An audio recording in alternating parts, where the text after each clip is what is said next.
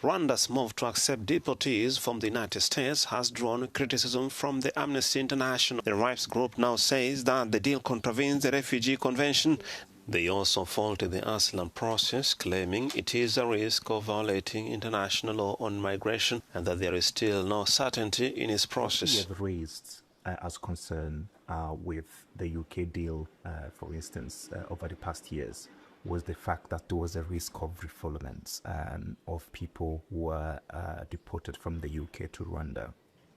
So that is in contravention of the Refugee Convention.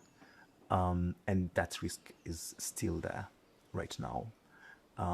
We also had an issue around the asylum processes in Rwanda, in particular with regard to the lack of appeal opportunities.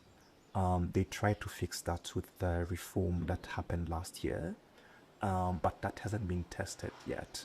So in all, there is really risk of violation of international law that Rwanda is putting, migrants to go through with this.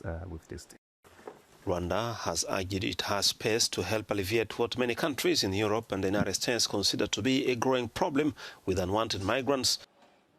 It's clear that the intention of the US, as they put themselves, is to send the most despicable humans.